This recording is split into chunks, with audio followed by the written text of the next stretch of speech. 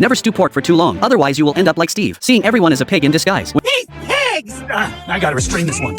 He's onto us. This isn't an ambulance! When Steve went home with other friends, he talked about the pork he ate last night. He complained that the pork tasted like rope, hard as rubber, so he had to ask the waiter for a knife and fork. In the end, his stomach was full of hard pork. A man stopped them and said he accidentally overheard their conversation. He heard they wanted soft pork and said if they wanted perfect pork, they had to buy a slow cooker. Steve could not believe the pot was really that good. A slow cooker really makes that much of a difference? After you do a slow cook, you'll never look at pork the same way again. After hearing what the man said, Steve took out money and bought one. The man said before handing it over, Steve must remember one thing: the longer you stew, the tastier the pork will be. After returning home, they immediately started stewing pork. Finally, 8 hours passed, and everyone else could not wait any longer. Steve stopped them from moving forward. This pork isn't coming out until it's absolutely perfect. A week passed, and everyone else wanted to eat, but Steve refused to let them, even though the meat was already falling off the bone. Steve smiled and said they had to boil the bones until they melted, letting all the flavor sink in, until every bite was the essence of pork. The chubby kid just wanted to eat quickly, and Steve was ready for that. He took out a crossbow and threatened that anyone who stepped forward would be punished. The others had to give up. I want food now! Barry, tide yourself over with Don't you say it, Steve! Don't you dare tell me to eat another Nature's Harvest bar! I can't!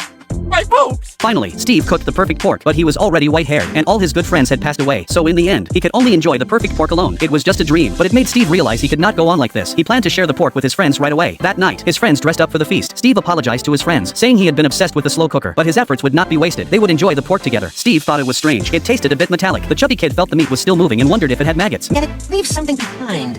Metallic, maybe? Hurry!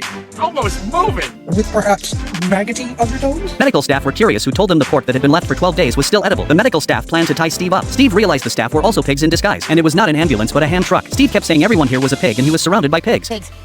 Pigs everywhere. They're all pigs. I think Steve ate a lot more than us.